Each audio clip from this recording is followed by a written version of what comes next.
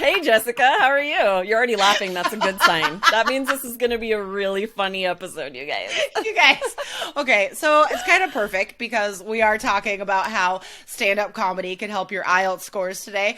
But the reason why I'm laughing is because the landscaper has been outside my door for so long. I live in a condo complex, and I don't know how there are this many leaves to blow outside my door. It doesn't make any sense because he was there forever. And so this is like the third time we've started recording this so long. We're like, he's for sure done now. And then, no, and it's so loud. It's like he's standing behind you. I think he's getting paid by the hour is what's happening. Where he's like, I'm going to just keep doing that. Nope, there's still a leaf here. It's stubborn. It's not budging. Oh my gosh. Okay. Aubrey, I think you have a cool story to share. Okay, so first of all, I want to know, Jessica, has anyone ever told you look like a famous person? Because this came up with my friends this weekend, and I'm curious about you. That's so funny. Yeah, actually, oddly enough, when I was living in Taiwan, I had people over the 6 or 7 years I was there, like numerous people, told me that I looked like Rachel Weisz. She's a famous actress, and it made zero sense to me. Maybe she has like a beauty mark, as we call like the face mole that I'm pointing that's to a compliment. right She's now. Gorgeous. So She's first gorgeous. of all, yes, you look just like her. Sure. My hair was like darker, longer at the time, so maybe that's it. But I totally did not believe them. So has anybody said that to you? Yeah, so the only time anyone's ever told me that I looked like a famous person, I had just out of high school, just starting college, and I had short red hair. I like dyed my hair red. I love it. And That's someone, so cool. actually several people told me I looked like Annette Bening. You know who that is? She's a pretty gorgeous, famous actress. but old. Yeah, that's the problem. I was not flattered because she was so much older than me. So I was offended and horrified. But so my friends, we were all talking about, people have told us who we look like. And so we started making side-by-sides of us at the time we were told this with the person. So I made this one. It's so funny. Oh my gosh. So that's me in the blue and white like stripe. Her.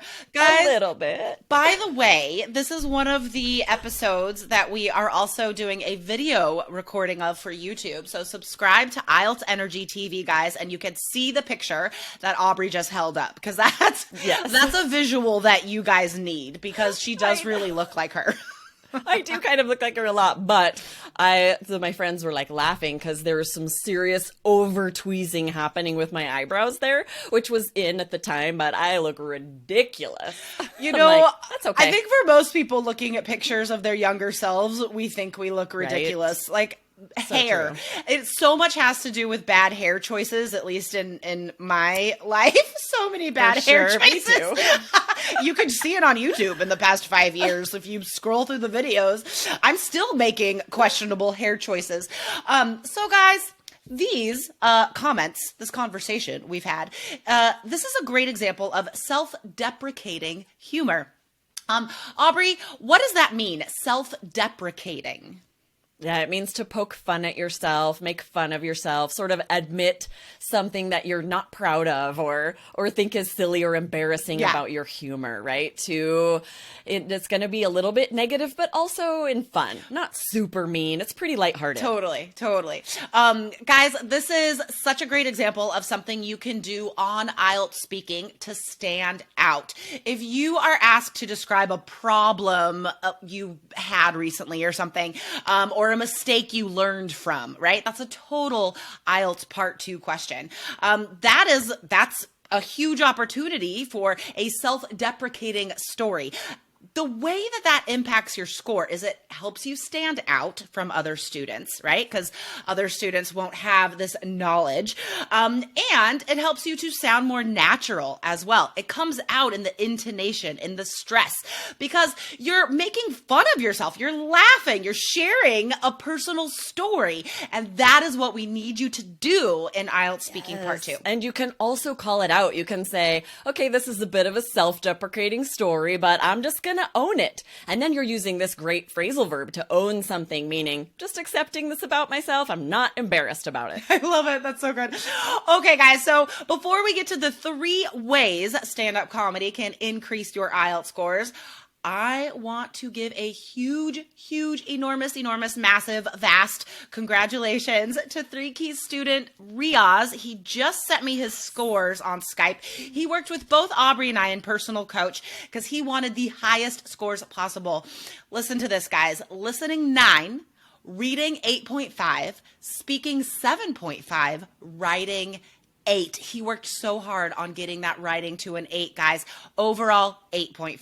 So, guys, it's possible. Okay, Riaz did it. You can do it too. And if you're curious about your own IELTS score, you can get our estimated IELTS band score for free. Take a short quiz. Go to allearsenglish.com/myscore. Yes, exactly. And if you're in 3 Keys IELTS, if not, join, obviously. But you have the option to get personal coach classes with us, writing feedback. And this is what really helped him when he first sent in essays. He was scoring a 6.5, sometimes a 7. But once he had the specific feedback he needed to know how to improve his score, world's difference. I'm not surprised he got the writing 8. I'm so proud of him. Congratulations, so Riaz. So but he was so confident on test day. He knew he was going to get that because he was getting feedback on his essays, getting those scores. The confidence was amazing. So exciting to see. Palpable. Yes, There's a great adjective, guys. If you can almost like physically feel the emotion, it could be negative, it could be positive, any emotion, you could say that emotion is palpable. Oh, so much great vocab. Okay, let's get to the 3 ways that stand-up can help you guys. Both Aubrey and I are huge comedy nerds and fans. We'll try not to nerd out too much, but the first way that you guys as students watching stand-up comedy in English, the first way it can help you is to help you quote stand-up comedians on IELTS. And it's not like memorizing whole jokes or whole quotes, but if you know one-liners, you can quote those like, oh gosh, I don't remember his name now, but he's really famous for one-liners, and he's like, yesterday I went to the mall and there was a sign on the escalator that says, sorry, it's broken. It's stairs or something. I didn't deliver that right, but like, oh, I get it. like one-liners, right? So Seinfeld is an awesome way you could bring different intonation into how you're speaking and be like, you know, I feel like Seinfeld right now. What's the deal with all the litter? Or like whatever you're talking about. What's the deal with? Sure. But you have to deliver it with that intonation. Yes, exactly. And Jim Gaffigan's another great one with so many funny one-liners. If you're asked in IELTS speaking, like if you have kids or if anything difficult's happening, you could say, it's like Jim Gaffigan says, you know, what's it like to have a baby? And imagine you're drowning and then someone hands you a baby. Oh, I remember that line. Such a good line. And it could be for anything difficult. Well, you know, imagine you're drowning and someone hands you a baby. So funny. Guys, the great thing about Jim Gaffigan is it's family friendly for the most part. Yes. Because James, my son, he also loves stand-up. Both his dad and I are comedy nerds. And so, you know, he's been exposed to it his whole life. But finding stand-up that you can actually watch with a kid is tough. But Jim Gaffigan, totally. Yes. It's so great. So true. And I know we've already recommended Reese Darby in the past, but I started watching his stand-up and it's so good. My kids love it so much. He has this not only for the kinetic so physical energy. So funny. Like acting stuff out all the time. Totally. And he's got great one-liners too. So and a New Zealand accent. Mine for it. Yes, so fun. All right. What's the second way that watching stand-up comedy can help our students, Aubrey?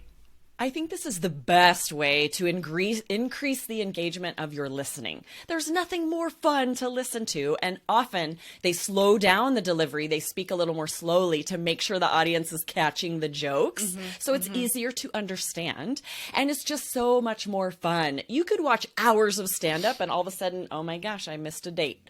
Because it's so engaging. It's so interesting. So funny. I've been talking a lot with personal coach students lately about maximizing their time and their effort because we know you guys are so busy and you want to make sure that when you are studying for IELTS with that 1 hour, with that 2 hours you have, that you are helping your score, right, in real ways. So don't just do the stuff that is easy that you don't need to practice. Like if you're already at an 8 in listening, you don't need to do another listening test. You don't need to write 5 essays a day. That's not going to help you, right? Totally. But if you actually want to improve your score in real ways, you have to challenge yourself. You have to push your boundaries, but you have to choose material that you're interested in, that you can engage with. If you're not connected to what you're doing, you're not learning. So stand-up comedy is an awesome way that you can forget you're learning and actually learn more. Yes, exactly. Your brain is making connections with all the great idioms and things they use because you're more interested. You're actually listening, and then your brain's going to remember them better later because you have all these funny associations with them. Totally. So this is really connected to the third way that stand-up comedy can help your score, guys. And this third way is actually a bunch of ways. We're kind of cheating here by saying this is like one thing, right? But just like third, fourth, fifth, sixth, and seventh. Like all the specific skills you need for IELTS that you can learn from stand-up comedy, right? So what are some of the things that our students can improve? Yeah, so great vocabulary, less common vocabulary you're going to hear, idioms, full of interesting idioms and phrasal verbs. Totally. And it will be easier to understand them because they're contextualized. Yeah. You understand them within the context of the joke, and then you remember them because it was so funny, and you can actually use them on IELTS speaking. Totally. You could take notes. You could turn on the subtitles. I mean, yes. There are so many ways you could like turn this into kind of a lesson, but the funnest lesson ever. Exactly. And also culture.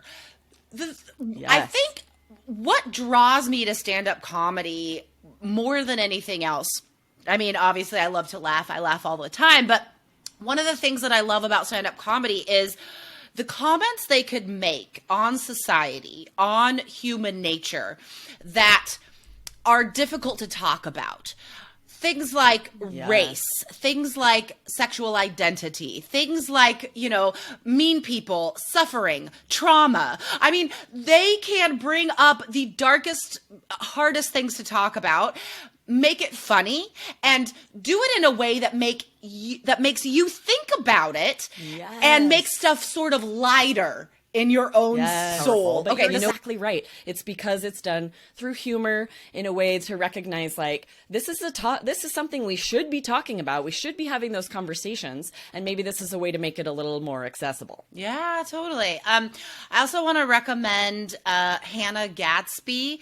She made headlines with her Netflix stand-up special called Nanette, and that is the only stand-up comedy routine that I've laughed and cried at and laughed while I was crying. Like, it is so powerful, you guys.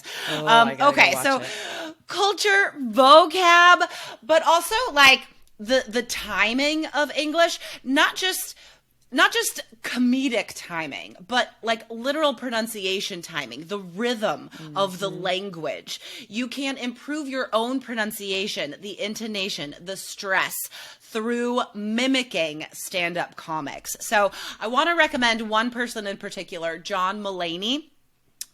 He has a slower delivery and it's dry. It's a dry delivery. And so that means the jokes kind of sneak up on you and you you realize it's a joke a second later and start laughing because he's not laughing at all.